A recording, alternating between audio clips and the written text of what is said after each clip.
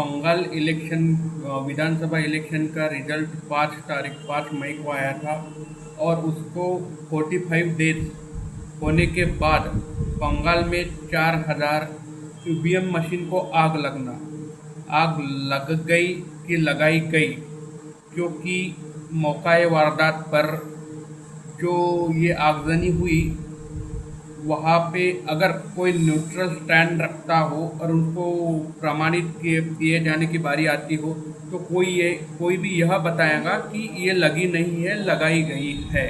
और ठीक जैसे ही विधानसभा इलेक्शन के 45 दिन पूरे हुए इसके बाद कि कोई सबूत ना रहे, उसके बाद मध्य प्रदेश राज्यसभा चुनाव में मीनाक्षी नटराजन जी का नॉमिनेशन खारिज कर देना बिना कोई सबूत के, बिना कोई रीज़न की, कोई स्ट्रॉन्ग न रीज़न न होने के बावजूद, और जो आरोप उन पे लगाए गए थे वो कोई आरोप नहीं, वो सिर्फ एक संज्ञान था।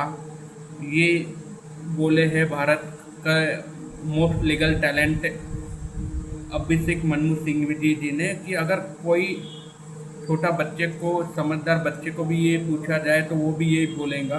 इस प्रकार ट्यूशन ली गई, इतने प्रमाण, और जिस प्रकार विधानसभा के रिजल्ट आ रहे हैं उस पर कोई एग्ज़ाम में इसको कोई समझदार छात्र जो न्यूट्रल स्टैंड रखता हो, जिसका राजनीति से कोई लेना देना नहीं, उनको बोला जाए कि इसमें आप प्रूव करके दिखा दीजिए कि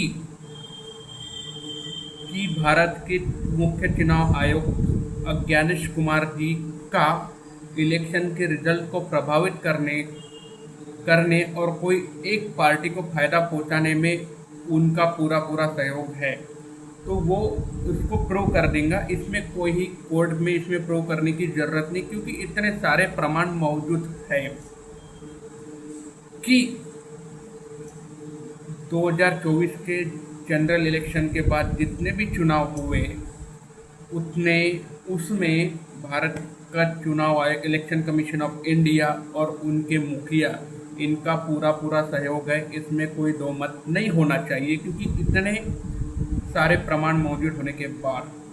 तो बात एमपी की निकली, मध्य प्रदेश की निकली, तो उसके विधानसभा चुनाव की भी कर लेते हैं कि मैं मध्य प्रदेश में रहता हूँ और रोड पर इलेक्शन के पहले जो भी जनरल चर्चा का विषय है, पान टपरी हो क्या, कोई लोकल अड्डा हो, उस पर किया, इतना गुस्सा था, एंटी इकम्बेंसी थी जो पार्टी वहाँ पे सत्ता पक्ष में रहा। किसी की कोई उम्मीद नहीं थी कि यहाँ पे बीजेपी सत्ता में आएगी, लेकिन कौन आया सत्ता में, और कितना सारा, अगर टक्कर काटे की होती तो कोई भी समझ सकता कि नहीं भैया कुछ ना कुछ तो होगा, लेकिन रिजल्ट भी ऐसा आया कि अनएक्सपेक्टेड, और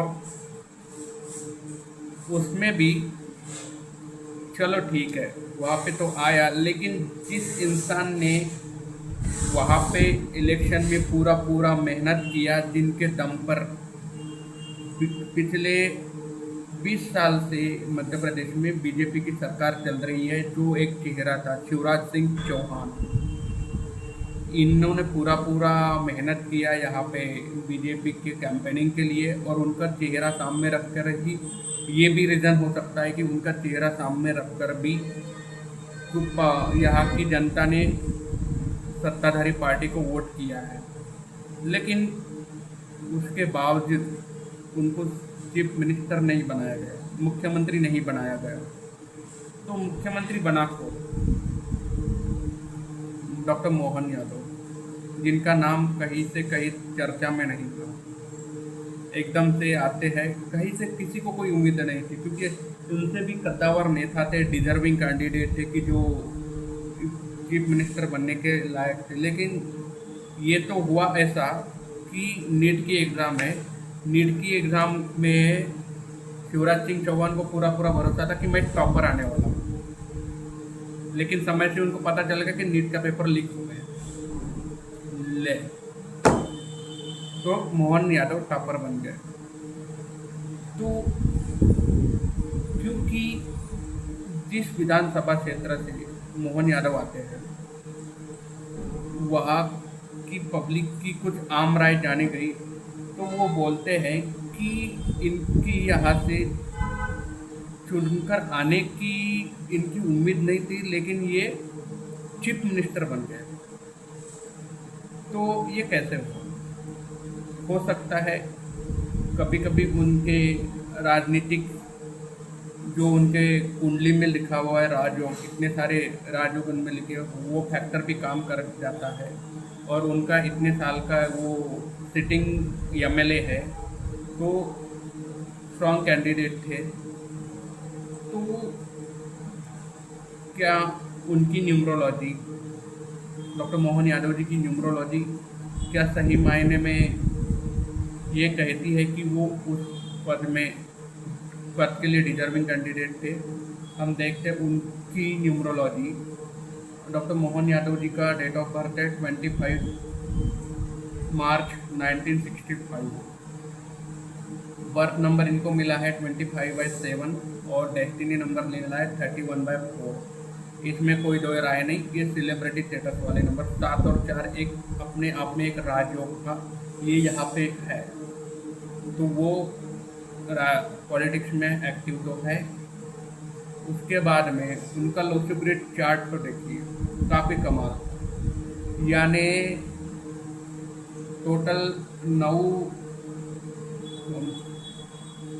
यहाँ पे, यानी उनके लोसिब्रिट चार्ट में एक भी ऐसा खाना नहीं है कि जो भरा नहीं, यानी पूरे के पूरे, यानी इनके पूरे के पूरे प्लान कंप्लीट हो रहे हैं। Mental plane, emotional plane, practical plane, thought plane, wheel power plane, उसके बाद में action plane, golden Rajyog, silver, ये सारे के सारे कंप्लीट होने के बाद, तो यानी मेहनत किसने की है?